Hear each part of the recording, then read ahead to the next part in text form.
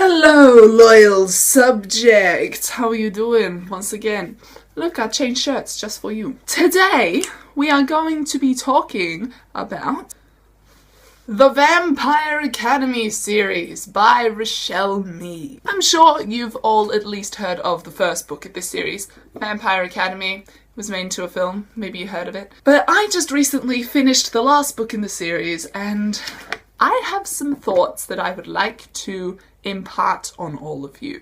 So, here we go. For those of you who haven't read the series, I'll give you a brief synopsis of it all, my brief overall thoughts on the books, and then we're just gonna get into some spoilers, so you might want to... Vampire Academy, the first book in the 6-book series. Vampire Academy, Frostbite, Shadow Kiss, Blood Promise, Spirit Bound, and The Last Sacrifice. Now, the first book, Vampire Academy, revolves around this girl named Rose Hathaway, who is a Dhampir, which is like a half-human, half-vampire hybrid, and she has sworn to protect her best friend, this vampire princess, Lissa, from all danger, which involved, for some reasons, running away from their school.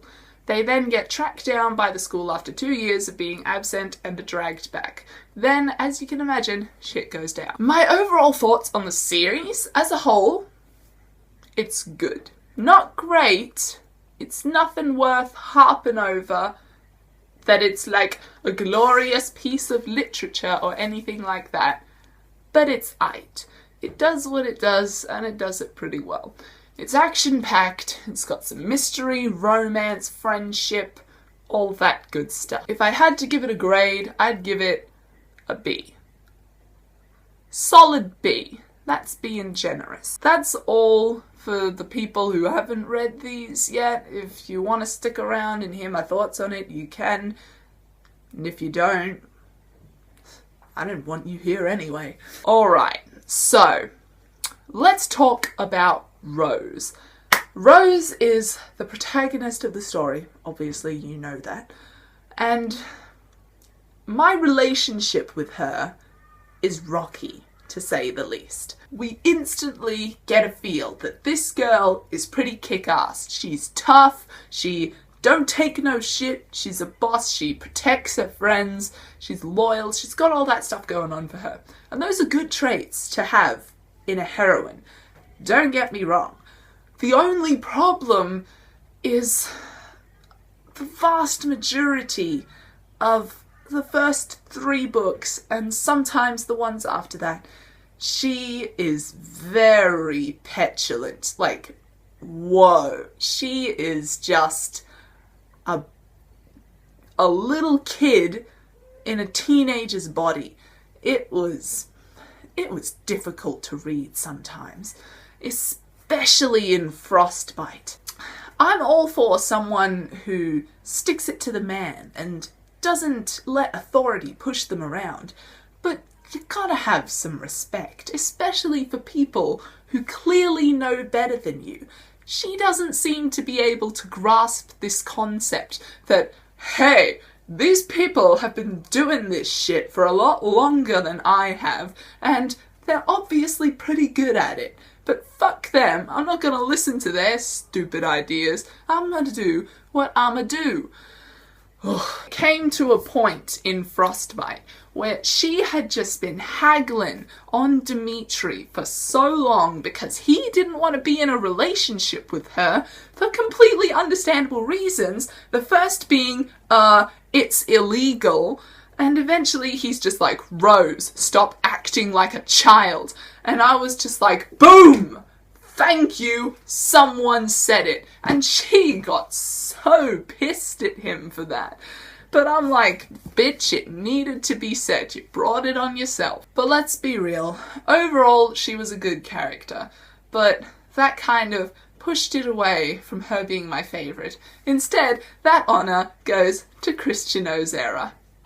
What can I say? I just love grumpy dark-haired boys who secretly have hearts of gold. Christian stole the show for me. Also, him and Lissa. Then we've got Dimitri. Now, I knew going into this he was gonna be the love interest, and it's pretty obvious from early on that that is what his main role in this is going to be as well. And what I learnt that he was 24 and she was 17, I was like, whoa, step back. That's a bit weird, bro. Ugh. So their whole romance was kind of uncomfortable for me most of the time. And since they are such different people, it often involved them clashing in morality and ideals and things like that. So a vast majority of the time they were fighting. But when they weren't, they did mesh well. I can see what Rochelle Mead was going for. That she was trying to create two people who, though they were very different, were very in sync with each other, knew what the other was feeling, and were able to work well together as a couple. And I can appreciate that. But there was just so much drama surrounding their relationship. I get that this is kind of like a paranormal soap opera type deal, but still. The thing with Dimitri is, maybe I would have been more inclined to support their relationship if I myself felt, oh my god, he's so hot, Dimitri, I love him. Whereas I didn't feel that way about him. I respected him, mainly. I saw him as a level-headed guy who knew what he had to do, and I respected that. I was like, you go, man, you go. But it was a big game of back and forth with him and Rose. Him being like, Rose, we can't be together. And her being all, yes we can, it's true love. It's kind of against the law. I could lose everything. Who cares? Be with me. Fuck your job. Obviously, this is the right thing to do. Obviously it is not. You're very young. This is an impulsive decision. That's kind of what it felt like. Another thing that you might hear a lot with this series is that it gets better with every book. And that's true. The first two books, they were alright. They were alright. I mean, they were entertaining, and you got to know your characters and your relationships and all that, but they weren't anything spectacular. And then you get to Shadow Kiss, and people say that this thing hits the ground running, which it doesn't. It hits the ground running, like, halfway through. But before that, it follows in the same pace as these two did. But, yeah, this ending was really what I felt like these guys were building up to. I felt like the first half of the series was just one big prelude to what was going to happen in the last three books. Then shit got good in Blood Promise. This one was almost my favourite. Last Sacrifice came along and kind of blew that one out of the water. But I liked this one a lot, mainly because Rose had a mission. She was literally a woman on a mission. She knew what she had to do, and she wasn't going to stop until she had it done. So, yeah. But let's take a minute to talk about this whole Dimitri becoming a Strigoi thing. I was spoiled about it. I knew that he was going to become a Strigoi at the end of Shadow Kiss. So, that was a bit of a bummer. But, oh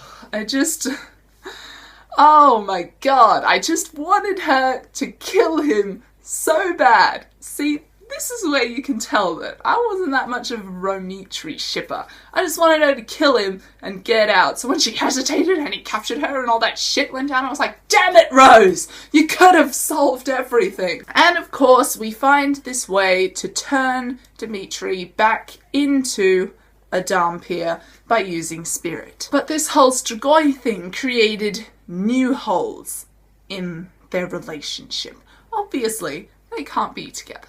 Dimitri has gone through a traumatic experience. He has done a lot of bad things that he greatly regrets and doesn't feel like he is worthy of love.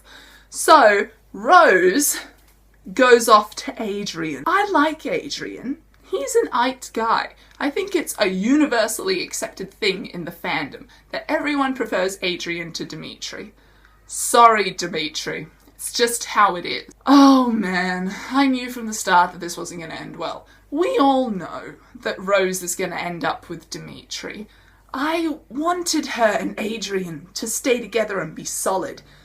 But no. This was the Mason thing all over again. Rose, stop getting into relationships when you're clearly still in love with another guy.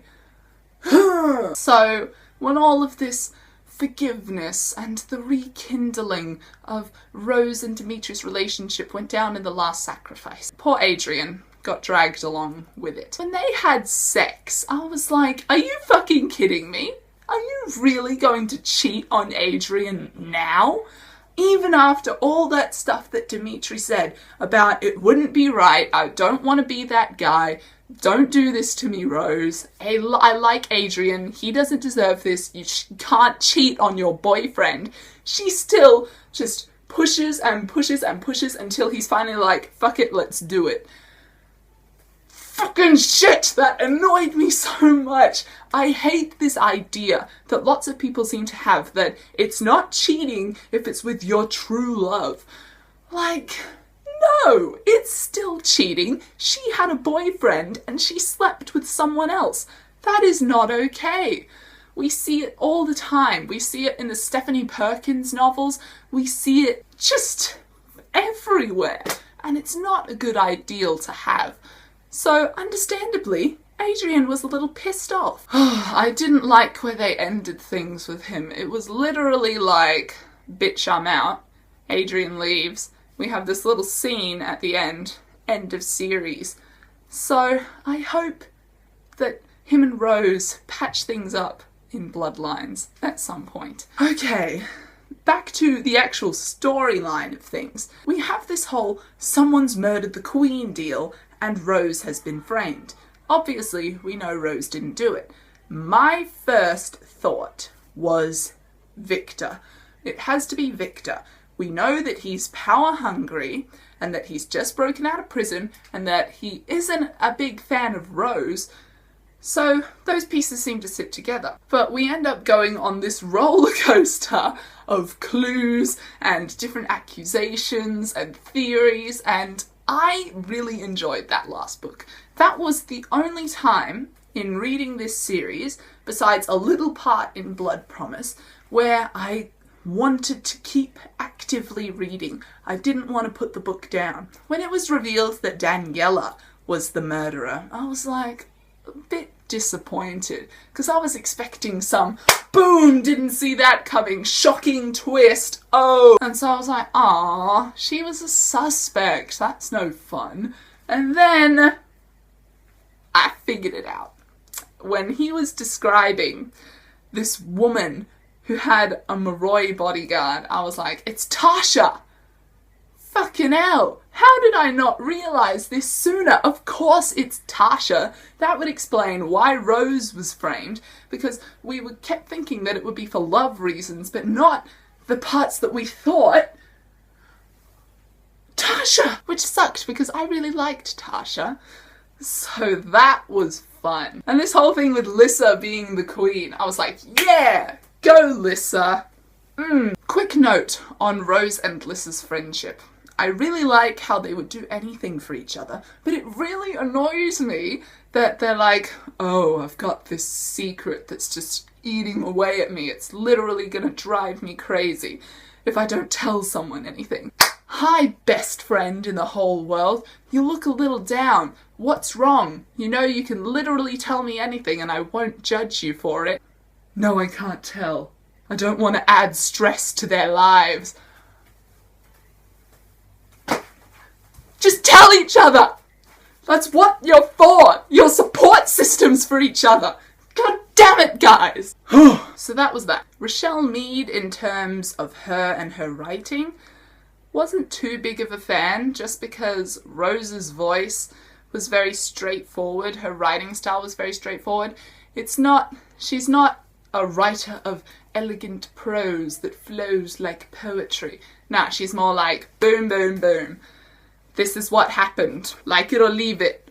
Also, just one thing keeps bugging me about this series. In Spiritbound, Rose, Lissa and Eddie stage this prison breakout to get out Victor. That was way too easy. They keep talking about Tarasov being the most heavily guarded prison in the country where all of the worst criminals are sent. And they literally walk in, grab him, and get out. I mean, they had to knock some heads on the way out, but seriously? A high-guarded prison would not just let anybody in, no matter whether you had forms or not. Oh, it's just hilarious. After reading books where you've got really smart protagonists that really have to plan out their next moves, and then you've just got Rose, who's just like, we're doing it. Goes in, heavily guarded prison, just rolls in, got a wig, totally a disguise. So, Vampire Academy. Should you read it? Sure, if it sounds like your thing, go for it. They're fun, which I guess is what the author was going for when she wrote them. Yeah, I suppose that's all I have to say. I will be reading Bloodlines, mainly because I want to see what goes on with Sydney. She seemed pretty cool from when we knew her. I've said this before, but I'm going to wait until they're all out, so I'm just going to buy the box set. So yeah, that's all I have for you today, guys. I'll see you next time. Bye!